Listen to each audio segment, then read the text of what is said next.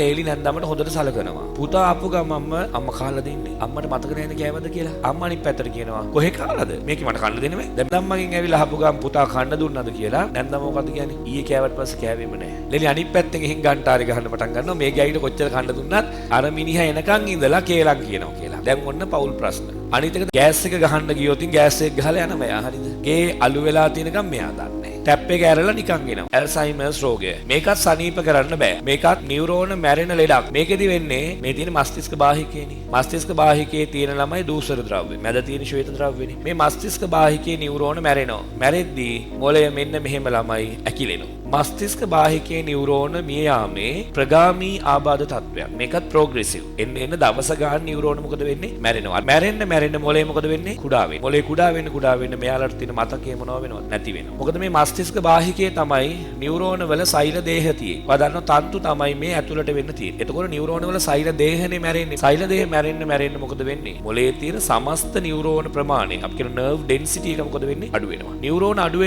වෙන්න මොකද වෙන්නේ? මතකයේ ටිකින් ටික ගිලිහෙනවා. කොච්චර මතකයේ මේගොල්ලෝට දුර්වල වෙනවද කියනවා නම් තමන්ගේ දරුවෝ අඳුන ගන්න බැරි මට්ටමට මතකයේ පහළට වැටෙනවා. මුලින් පොඩි ඒවා මතක වෙන්නේ. පනාව තිබ්බ තැන මතක නැහැ. ඇඳුම් තියෙන්නේ කොහෙද කියලා මතක නැහැ. টয়ලට් එක තියෙන්නේ කොහෙද කියලා මතක නැහැ. මේක ටිකින් ටික වර්ධනය වෙමින් අවසානයේදී Tamanට ගොඩක්ම හිතවත් ළඟම ඥාතීන් පවා හඳුනා ගැනීමට ඇති හැකියාව නැති වෙලා යනවා. දැන් මේගොල්ලන්ට මතක නැති නිසා මේගොල්ලෝ හරිම කලහකාරී විදියට ගෙදර අයත් එක්ක රණ්ඩු වෙනවා. දැන් හිතන්නකෝ මෙහෙම. නැන්දම්මා ඉන්නවා ලේලි නැන්දම්මට හොඳට සලකනවා. පුතා ආපු ගමන්ම අම්මා කාලා දෙන්නේ. අම්මට මතක නැහැද කෑවද කියලා. අම්මා අනිත් පැත්තට කියනවා කොහෙ කාලාද? මේක මට කන්න දෙන්නේ නැහැ. දැන් මෙයාට හොඳටම කන්න දීලා තියෙන. හොඳට සලකනවා. ලේලිගේ වැඩේ හරියට කරනවා. හැබැයි නැන්දම්මගෙන් ඇවිල්ලා ආපු ගමන් පුතා කන්න දුන්නද කියලා නැන්දම්ම මොකද කියන්නේ? ඊයේ කෑවට පස්සේ කෑවෙම නැහැ. ලේලි අනිත් පැත්තෙන් ගිහින් ගන්ටාරි ගහන්න පටන් ගන්නවා. මේ ගෑයිට කොච්චර කන්න දුන්නත් අර මිනිහා එනකන් ඉඳලා කේලම් කියනවා කියලා. දැන් ඔන්න පවුල් ප්‍රශ්න. අනිත් එක දැන් මේ හිතන්නකෝ මේ අම්මා ගෑස් එක ගහන්න ගියොත් ගෑස් එක ගහලා යනවා යා හරිද? ගේ අලු වෙලා තියෙනකම් මෙයා දන්නේ. ටැප් එක ඇරලා නිකන් එනවා. ඔයා නිකන් හිතන්න මේක පීඩාවක් හරිද? නමුත් ඔයා ඒක දැනගෙන ඉන්න.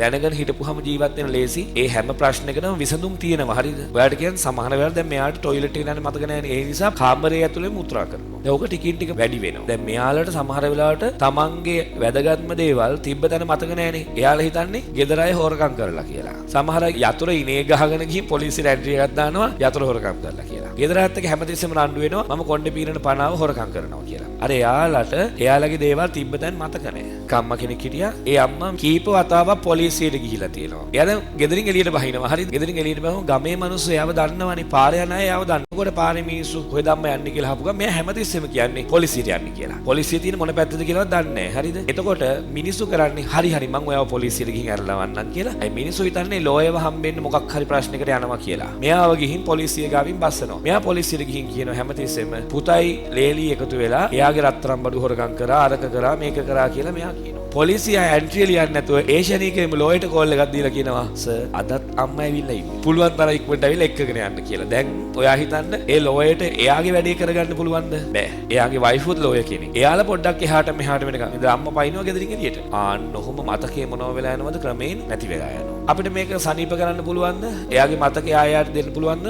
බෑ. හැබැයි කරන්න පුළුවන්. මේගොල්ලෝගේ මේ තත්ත්වය බරපතලයි. හරිද? මොකද මේ මැරෙන නියුරෝන අතර ඔයාගේ කන්ට්‍රෝල් එක පාලනය කරන නියුරෝනත් මැරෙනවා. ඒකෙන් ඔයා අන්කන්ට්‍රෝල් වෙනවා. බනිනවා විතරක් නෙමේ ගහන්න රණ්ඩු වෙන්න ඇඳුන් නැතුව ඇවිදින්න පටන් ගන්නවා. ඔය වගේ නිකන් අර බාහිර මිනිස්සුන්ට පීඩාකාරී ලෙස හැසිරෙන්න පටන් ගන්නවා. අම්මට හරි තාත්තට හරි තමන්ව මතක නැහැ කියලා තේරුම් ගත්තට පස්සේ මොකද කරන්නේ? යන්කෝ අම්මේ කොළඹ යන් අපි කොළඹ ගිහින් ඔයාට වෙසක් පෙන්නන්නම් කියලා කොළඹට ගෙනල්ලා කොළඹ හැම තැනම කරකවලා කොහේ හරි තැනක බස්සලා කියනවා අම්මා විනාඩි 5ක් ඉන්න. එතන දන්සලක් තියෙනවා. මං දන්සලෙන් කෑම එකක් අරන් එනවා. අම්මා ඔතෙන්ට වෙලා ඉන්න කියලා. අම්මා බැස්සුවා ළමයි ගියා. අම්මා ඔතෙන්ට වෙලා ඉන්නවා වැස්සේ තෙමි අවුවේ වේලි කෑම එකක් ගේනකම් ටික දවසක් ගියාට පස්සේ එයාට මතක නැහැ එයායි මෙතන ඉන්නේ කියලා. කෑම එකක් ගේන දරුවෝ ගියා ඒවා මුකුත් මතක නැහැ. ගමේ මිනිස්සු එකතු වෙලා මොකද කරන්නේ? අංගොලට ගෙනත් දානවා. ඒ වගේ දාපු අය ඕන් තරම් ඉන ඕඩ් වල. ඔයා ගියේ කොහෙද කියලාදී මේ ඉන්නේ මං ගෙදර. මම ඒක පේෂන්ට් කෙනෙක්ගෙන් ඇහුවා. ඔයා මේ ඉන්නේ කොහෙද කියලා. මහ බැංකුවේ. මම මේ මහ බැංකුවද? පවුල. මහ බැංකුවේ කොහෙද ඉන්නේ? 7 වෙනි තට්ටුවේ. මං ටික වෙලාවක් ආයෙ ඇත්තේ කතා කරලා අන්තිමේට ඇහුවා. ඔයා දැන් මේ ඉන්නේ කොහෙද කියලා. ඒතකොට එයා කියනවා නගර සභාවේ. මං ආයෙ ටික වෙලාවක් ඇත්තේ කතා කරලා ආයෙන් ඇහුවා. ඔයා දැන් මේ ඉන්නේ කොහෙද?